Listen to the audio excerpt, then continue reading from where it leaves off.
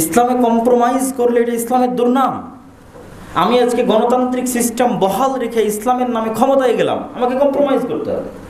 তখন যে অশান্তি এবং বিশৃঙ্খলা বিরাজ করবে, আর দোষটা আসবে ইসলামের উপরে। এই জন্য ইসলামে কম্প্রোমাইজের সুযোগ নেই। তথা তোমার যে সিস্টেম আছে, এই সিস্টেমটাকে টোটাল কোলাপস করতে হবে, ধ্বংস হতে হবে। যেমন আমাদের দেশে গণতান্ত্রিক সিস্টেম আছে, এটা পরিপূর্ণরূপে যেদিন ধ্বংস হয়ে যাবে, ওই পরিপূর্ণ ধ্বংসের উপর ইসলামী খেলাফা প্রতিষ্ঠিত হবে। আপনি গণতান্ত্রিক সিস্টেম জিয়ে রেখে পরিপূর্ণ ইসলামী খেলাফা বাস্তবায়ন করতে পারবেন না।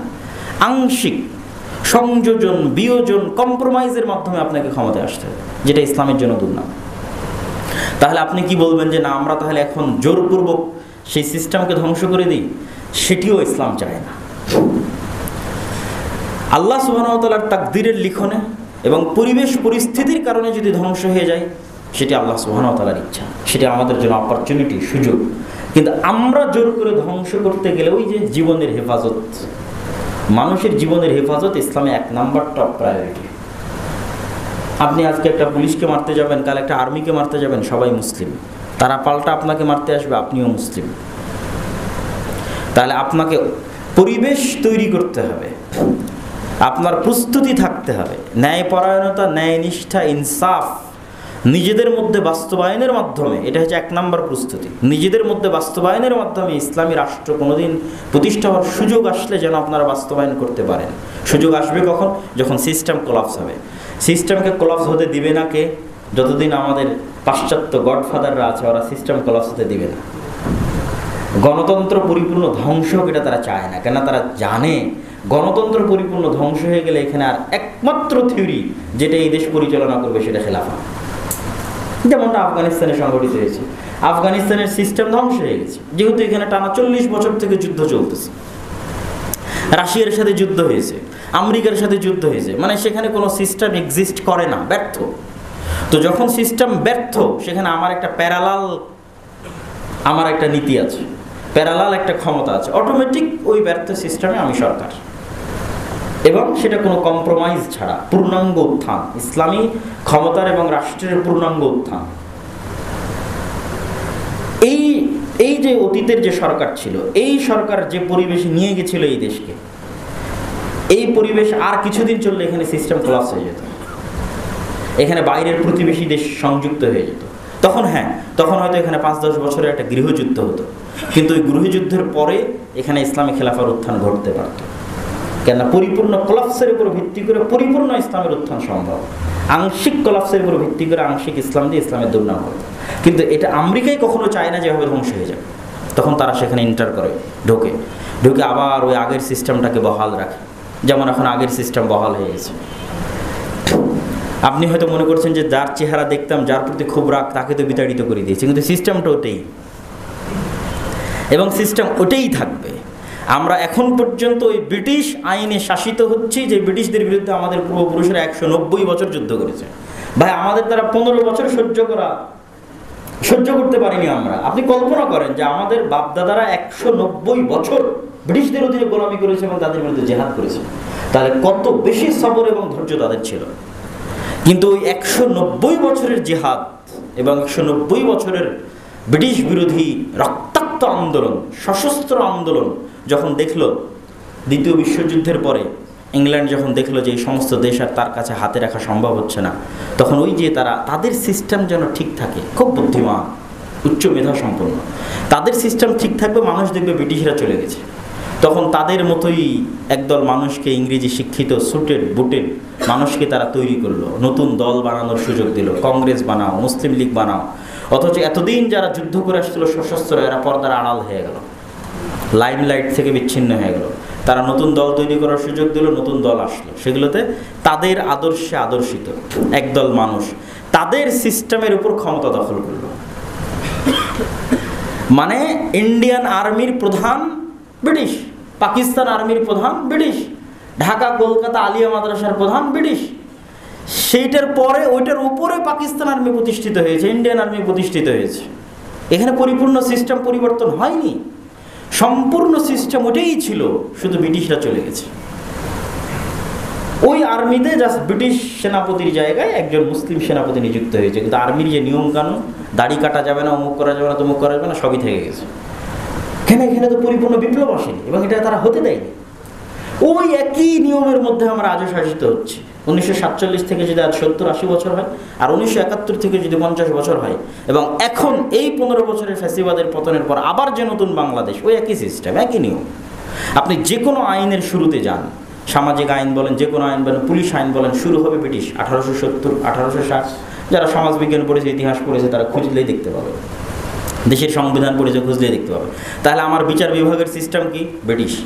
আমার শিক্ষানীতির সিস্টেম কি? ব্রিটিশ। আমার সেনাবাহিনীর সিস্টেম কি? ব্রিটিশ। এটা ব্রিটিশ সেনাবাহিনীর একটা খণ্ডিত অংশ। ইন্ডিয়ান আর্মি, পাকিস্তান আর্মি আর বাংলাদেশ আর্মি সবগুলোই ব্রিটিশ সেনাবাহিনীর পরবর্তী রেখে যাওয়া খণ্ডিত অংশ। তাহলে এই তিনটে দেশই এখন পর্যন্ত পরিচালিত হচ্ছে ব্রিটিশ রুলস অনুযায়ী। সেখানে যখন আমরা ইসলামের কথা বলি, তখন বলা হয় না, এই দেশে তো হিন্দু আছে, বৌদ্ধ আছে, পাহাড়ি আছে, এখানে কেন ইসলাম? ইসলামে যেই পরিমাণ তারা নিরাপদ থাকবে সেটা অন্য জায়গায় থাকবে না। কিন্তু আমার প্রশ্ন হচ্ছে, সেটা বাদ দিলাম, আমার প্রশ্ন হচ্ছে, আমরা কি ব্রিটিশ? আমরা যদি ব্রিটিশ না হয়, তাহলে ব্রিটিশ ল দিয়ে কেন তুমি আমাদের শাসন করবে? তুমি এই পুরো সিস্টেম পরিবর্তন করো। সম্মানিত উপস্থিতি, তো এটা হচ্ছে ইসলামিক খেলাফা প্রতিষ্ঠিত হওয়ার একমাত্র যে উপায় হতে পারে, সেটা আল্লাহ তৈরি করবে। আমাদের নিজে হাতে আমরা সেটির জন্য রক্তপাত সংঘটিত করতে পারি না, কেন ইসলামে মানুষের জীবন বাঁচানো, মুসলমানের জীবন বাঁচানো সর্বাগ্রে। কিন্তু তার জন্য আমাদের মধ্যে পূর্ব প্রস্তুতি থাকতে হবে। আল্লাহ সুবহানাহু ওয়া তাআলা চাইলে সেই পরিবেশ আল্লাহ সুবহানাহু ওয়া তাআলা তৈরি করেও দিতে পারে, এটা আল্লাহ সুবহানাহু ওয়া তাআলার ইচ্ছা। কিন্তু কম্প্রোমাইজ করে ক্ষমতায় যাওয়ার সুযোগ এবং ইসলামকে বিকৃত করার সুযোগ নাই। আচ্ছা, এই পরিবর্তিত পরিস্থিতিতে আরেকটি বিষয় টাচ করি। তাহলে আমাদের হাতে এখন সুযোগ কি সংস্কার করার?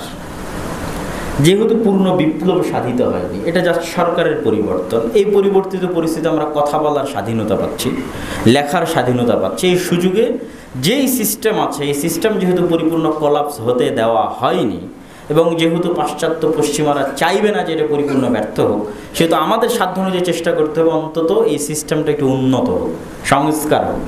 এই উন্নত বা সংস্কারের দুইটা নাম আমি দিয়েছি, শরীয়ত বান্ধব এবং জনবান্ধব। পরিপূর্ণ শরীয়ত প্রতিষ্ঠা হবে না, কিন্তু শরীয়ত বান্ধব আর জনবান্ধব। জনবান্ধব হওয়ার জন্য আমেরিকা এবং ইংল্যান্ডের যে সিস্টেম আছে, সেটা যতটুকু ফলো করা যায় অনেকটাই যথেষ্ট। যেহেতু সুদবিহীন পরিপূর্ণ অর্থনীতি তারা প্রতিষ্ঠা হতে দিবে না, কিন্তু অন্তত ন্যূনতম মানবাধিকার এবং অর্থনৈতিক উন্নতির জন্য তাদের সিস্টেমটাই সর্বোচ্চ। তাহলে আমাদের লাগবে শরীয়ত বান্ধব। শরীয়ত বান্ধবের জন্য আমরা কি করতে পারি? শরীয়ত বান্ধবের জন্য সরাসরি ইসলামের সাথে সাংঘর্ষিক এমন কোনো বিষয় যেন এখানে স্থান না পায়। আপনি পরিপূর্ণ ইসলামী শাসন বাস্তবায়ন করতে পারছেন না, সেটি আপনার সীমাবদ্ধতা এবং ব্যর্থতা। কিন্তু ইসলামের সাথে সাংঘর্ষিক কোনো জিনিস আপনি মুসলমানদের উপর চাপিয়ে দেবেন, এটা হতে পারে না। যেমনটা আমরা লিবারালিজমের আলোচনার সময় করেছি। এটার জন্য আমাদের সচেতন এবং সজাগ থাকতে হবে, এবং ন্যূনতম সংবিধানে লিখিত থাকতে হবে যে এই দেশে ইসলাম বিরোধী কোনো আইন, ইসলামের সাথে সাংঘর্ষিক কোনো আইন এদেশে বাস্তবায়ন করা যাবে না। এবং আরেকটা বিষয়ের দিকে ফোকাস দিতে হবে, সেটা হচ্ছে এই দেশের স্বাধীনতা এবং সার্বভৌমত্ব। আমরা মুসলমান হিসেবে ন্যূনতম মুসলিম পরিচয় নিয়ে এই দেশে যে বসবাস করতে পারছি, এটা 1947-এ যে আন্দোলন, রাজনৈতিক আন্দোলন হয়েছিল, তার হালকা সুফল। এই দেশের স্বাধীনতা এবং সার্বভৌমত্ব যে 1947-এ আমরা যে সীমানা পেয়েছিলাম, এটা যদি ধ্বংস হয়ে যায়, স্বাধীনতা সার্বভৌমত্ব না থাকে, যেমনটা গত 15 বছরের নতজানু পররাষ্ট্রনীতির কারণে তৈরি হয়েছিল, তাহলে আমরা সামগ্রিকভাবে ক্ষতির সম্মুখীন হব। যেমন এখন যে বন্যা আমরা দেখলাম, এইরকম বন্যার সময় ডুবে মরা আর গ্রীষ্মকালে পানিবিহীন মরুভূমিতে পরিণত হওয়া, এটা তো বাংলাদেশের স্বাধীনতা এবং সার্বভৌমত্ব না থাকার প্রমাণ বহন করে। যেখানে সারা বিশ্বের আন্তর্জাতিক আইন কর্তৃক স্বীকৃত যে যখনই কোনো নদী দুই দেশের মধ্যে বর্ডার ক্রস করে উজান থেকে ভাটিতে যায়, তখন এককভাবে উজানের কোনো দেশ ওই নদীতে বাঁধ দিয়ে ভাটির দেশের অনুমতি ছাড়া পানি প্রত্যাহার করতে পারে না। কিন্তু আমাদের সাথে গত 50 বছর থেকে এই জুলুম করা হচ্ছে। পদ্মা নদীকে হত্যা করা হয়েছে, পদ্মা নদীর 50-এর অধিক কাছাকাছি শাখা নদী নিহত হয়েছে, সারা বাংলাদেশে 300-এর অধিক নদীকে হত্যা করা হয়েছে। পদ্মা নদীতে যেমন বাঁধ দেওয়া হয়েছে, তিস্তাতে আমাদের নিকটবর্তী বাঁধের নাম হচ্ছে গজলডোবা, আর এর অতিরিক্ত পাহাড়ের যতদিকে যাওয়া যাবে অসংখ্য বাঁধ আছে। পুরো তিস্তা নদী একটা মৃত মরুভূমিতে পরিণত হয়েছে। তাহলে গ্রীষ্মকালে পানি প্রত্যাহার করে নদীগুলোকে হত্যা করা হচ্ছে, আবার বন্যার সময় যখন পানি বেশি হয়ে যাচ্ছে, ছেড়ে দিচ্ছে, তখন আমার নদীর তরে ধারণ ক্ষমতা নাই। যেহেতু শুষ্ক মরুভূমি নদী, বন্যার এত পানি সে ধারণ করবে কীভাবে? তখন কুমিল্লা ফেনীতে যে বন্যা হয়েছে এরকম বন্যা হচ্ছে, সিলেটে যে বন্যা হয়েছে এরকম বন্যা হচ্ছে। বন্যার ক্ষতির পরিমাণ আপনি কল্পনা করতে পারবেন না। এই বন্যার ক্ষতির পরিমাণ কল্পনা করতে পারবেন না। মাজা ভেঙে দেওয়া যেটাকে বলা হয়, ফেনী, কুমিল্লা, নোয়াখালীর মানুষের মাজা ভেঙে দেওয়া হয়েছে অর্থনৈতিকভাবে, এবং আন্তর্জাতিক আইন লঙ্ঘন করা হয়েছে যে আপনি বাঁধ খুলে দিবেন, তার পূর্বে ভাটির দেশকে জানাবেন না, এটা আন্তর্জাতিক আইনের লঙ্ঘন। তাহলে এই দেশের স্বাধীনতা, সার্বভৌমত্ব যতক্ষণ শক্তিশালী না হচ্ছে, ততক্ষণ আমি আমার কোনো অধিকারী, রাষ্ট্রীয় কোনো অধিকারী আমি পাবো না, এবং আমাদেরকে ব্যাপক এবং সুদীর্ঘ এক গোলামির মধ্যে জীবনযাপন করতে হবে। এই জন্য আমরা আরেকটি বিষয় এই সংস্কারের সাথে যুক্ত করতে পারি, সেটি হচ্ছে বাংলাদেশের স্বাধীনতা এবং সার্বভৌমত্ব। 1996 সালের পানি বন্টন চুক্তি অনুযায়ী 52টা ভারত এবং বাংলাদেশের মধ্যে যে নদী আছে তার পানির ন্যায্য হিস্সা অনুযায়ী বন্টন হতে হবে। অথচ 30 বছর পার হয়ে যাচ্ছে, এখন পর্যন্ত আর গঙ্গা বা পদ্মার পানি চুক্তি ছাড়া আর কোনো চুক্তিই হয়নি, তিস্তারও হয়নি। শুধু তাই নয়, বাংলাদেশের অভ্যন্তরে যখন বাংলাদেশ পানি সংরক্ষণের জন্য কোনো উদ্যোগ নেয়, সেটা তো ভারত বাধা দেয়।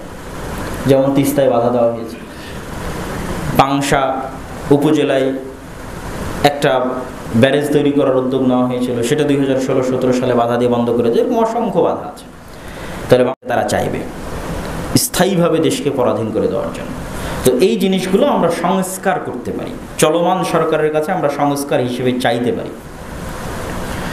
এবং ন্যূনতম ইসলামের কাছাকাছি এই সংসদীয় গণতন্ত্রের চাইতে প্রেসিডেন্ট পদ্ধতির যে নির্বাচন, যে সারা বাংলাদেশের মানুষ ভোট দিয়ে একজন প্রেসিডেন্টকে নির্বাচন করবে, তিনি তার ইচ্ছামতো তার পরিষদ গঠন করবেন, এবং দ্বিকক্ষ বিশিষ্ট সংসদ থাকবে, যাতে যেহেতু জনগণের নির্বাচনে যারা আসতেছে তারা অযোগ্য আসতেছে, অশিক্ষিত আসতেছে, মূর্খ আসতেছে, কেন দলীয়, আমি যেটা গণতন্ত্রের ব্যর্থতা আগেই তুলে ধরেছি।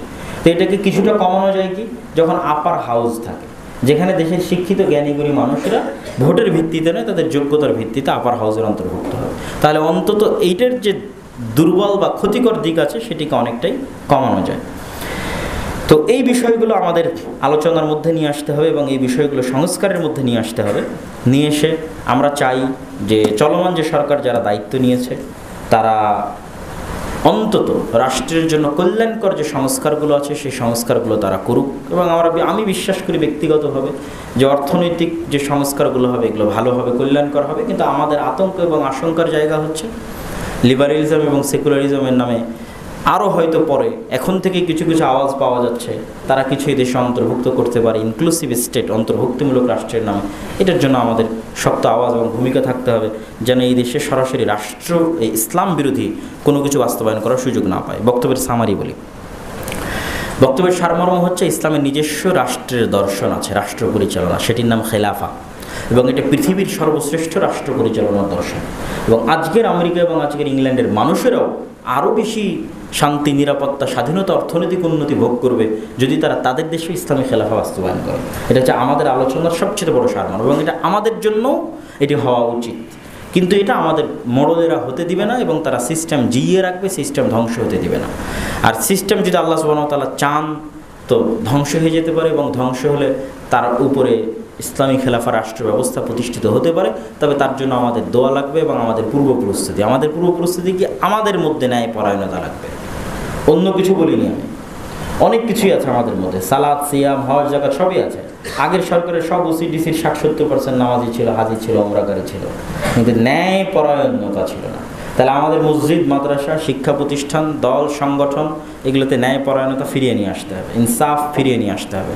তাহলে আল্লাহ সুবহানাহু ওয়া তাআলা আমাদের উপর দয়া করে তিনি আমাদের দায়িত্ব দিতে পারেন। যেমন আল্লাহ সুবহানাহু ওয়া তাআলার একটা আয়াত পড়ে যদি আজকের বক্তব্য শেষ করতে চাই, ওয়া'আদাল্লাহুল্লাযীনা আমানু মিনকুম ওয়া আমিলুস সালিহাত, আল্লাহর ওয়াদা যারা ঈমান আনয়ন করে এবং সৎ কাজ করে তাদের জন্য আল্লাহর ওয়াদা, যে লা ইস্তাখলিফান্নাহুম ফিল আরজ, আল্লাহ তাদেরকে পৃথিবীতে রাষ্ট্রীয় ক্ষমতায় অধিষ্ঠিত করবেন।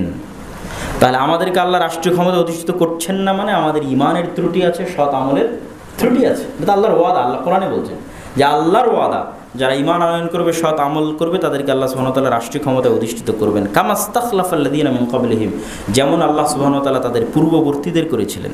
ওয়ালা ইউমাক্কিনান্না লাহুম দীনাহুম, আর এটার দ্বারা আল্লাহ তার দ্বীনকে পৃথিবীতে শক্তিশালী এবং মজবুত করবেন। কোন দিনকে? আল্লাযী ইরতাদা লাহুম, যেই দিনকে আল্লাহ সুবহানাহু ওয়া তাআলা বাছাই করেছেন এই দুনিয়ার মানুষের জন্য। এটি সূরা নূরের 55-56 নম্বর আয়াত।